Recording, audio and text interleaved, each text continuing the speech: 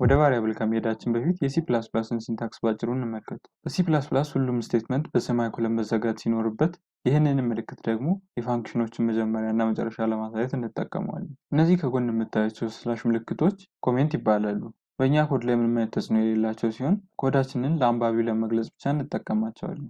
ወደ ዋናው ሀሳብ ስንመለስ በሜሞሪያችን ላይ የሆነ ነገር ለማስቀመጥ ያዘጋጀነውን ቦታ ቫሪያብል በማለት እንጠራዋለን። ይህም ማለት ለምሳሌ 49ን በእኛ ኮምፒውተር ማስቀመጥ ብንፈልግ በመጀመሪያም ይህንን የምናስቀምጥበትን ቦታ ኮምፓይለራችን እንዲያዘጋጅ እንነግረዋለን። ይህም ዲክላሬሽን በመባል ይታወቃል። የተዘጋጀውን ቦታ ቫሪያብል በማለት እንጠራዋለን። ከዛም በተሰጠን ቦታ ላይ የእኛ ኮምፒውተር የተሰጠውን ቁጥር ወደ ባይናሪ ቀይረውና ያስቀምጠዋል። ይህን ደግሞ ኢኒሻላይዜሽን ይባላል። ዲክላሬሽን እና ኢኒሻላይዜሽን እንደዚህ ብቻ ለብቻ ማስቀመጥ እንችላለን። በሲ++ አንድ ቫሪያብል 3 አካል ይኖረዋል። ዳታ ታይፕ፣ አይደንቲፋየር እና ቫልዩ። የእኛ ኮምፒውተር ሁሉንም መረጃ ባይነሪ በመጠቀም ስለሚያስቀምጥ እነኚህን መረጃዎች ትርጉም ለመስጠት ዳታ ታይፕ ይፈልጋል። ሲ++ ስታቲካሊ ታይፕድ ላንጉጅ እንደመሆኑ ሁሉም ቫሪያብሎች ዳታ ታይፓቸው ኤክስፕሊሲትሊ ወይም በግልጽ መቀመጥ አለበት። እነኚህም ዳታ ታይፖች የተለያየ ቦታ የሚይዙ ሲሆን እነሱንም በሁለት እንከፍላቸዋለን፣ ፕሪሚቲቭ እና ዩዘር ዲፋይንድ። ፕሪሚቲቭ የምንላቸው የሲ++ የራሱ ማለትም የኮምፓይለር አካል የሆኑ የዳታ ታይፕ አይነቶች ናቸው። ዩዘር ዲፋይንድ የምንላቸው ደግሞ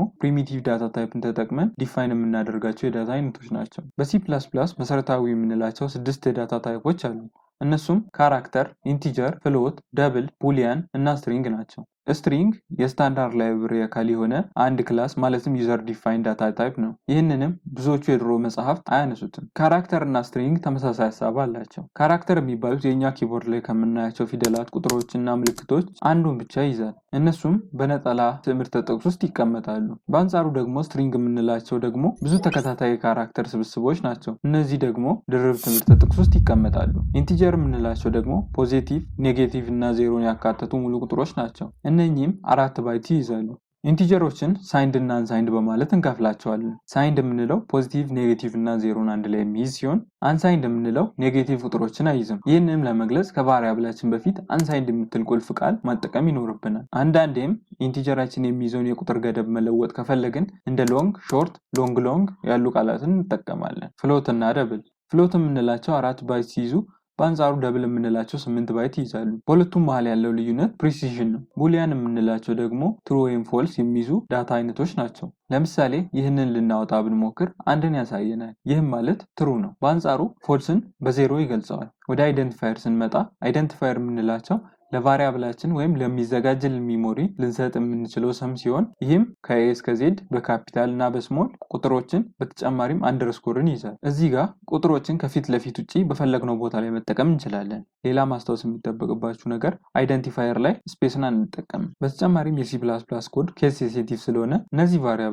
የተለያዩ ናቸው። ብዙውን ጊዜ እንደ ፕሮግራመር ኮድ ስንጽፍ የምንጠቀምባቸው ሁለት የመጻፊያ ኔሚንግ ኮንቬንሽኖች አሉ፣ ስኔክ ኬዝ እና ካሜል ኬዝ። ስኔክ ኬዝ የምንለው ስፔስ መጠቀም የሚኖርብን ቦታ ላይ አንደርስኮርን መጠቀም ነው። ካሜል ኬዝ የምንለው ደግሞ በስፔስ ቦታ ላይ ካፒታል የሆነ ፊደልን መጠቀም ነው። ወደ ቫልዩ ስንመጣ ደግሞ እኩል ይሆናል ወይም አሳይንመንት ኦፕሬሽን ተጠቅመን የምንሰጠው ዳታ ነው። ይህም መጀመሪያ ካስቀመጥነው የዳታ ታይፕ ጋር ሊመሳሰል ይገባል። ይህንንም ስቴፕ ኢኒሻላይዜሽን በማለት እንጠራዋለን። ለምሳሌ ኢንት ፒ = 9 ስንል ኮምፓይለሩ በሚሞሪ ለአንድ ቁጥር የሚሆን ቦታ አዘጋጅቶ ስሙን ፒ በሚል ይሰይምልንና በዛ ቦታ 9ን ያስቀምጥልናል። በመቀጠልም ይሄ ሲአውት የሚለው ፒ የሚባል ቫሪያብል ላይ የተቀመጠውን ነገር ስክሪን ላይ እንድናይ ያደርገናል። ከስሙ እንደምትገምቱት ቫሪያብል ከኢኒሻላይዜሽን በኋላ የያዘውን ቫልዩ መቀየር የምንችል ሲሆን በአንጻሩ ደግሞ ኮንስታንት የምንላቸው አንድን ቁጥር ከሰጠናቸው በኋላ መቀየር የማንችላቸው ሲሆን እነዚህንም እንዳይቀየሩ የምንፈልጋቸውን ነገሮች ለማስቀመጥ እንጠቀማቸዋለን። እነሱንም ዲክሌር ስናደርግ ኮንስት የሚል ኪወርድ ከፊት እናስቀምጣለን። በዚህ በኩል ደግሞ ምንም አይነት ሚሞሪ መጠቀም ካልፈለግን ሃሽታግ ዲፋይን እንደ አማራጭ መጠቀም እንችላለን። ይህም በፕሪ ፕሮሰሲንግ ሰዓት በጠራንበት ሁሉ ኮፒ ፔስት ስለሚደረግ ምንም አይነት ሚሞሪ አይዝም። ቫሪያብሎችን በስኮፕ ተመስርተን ግሎባል እና ሎካል በማለት እንከፍላቸዋለን። ግሎባል የምንላቸው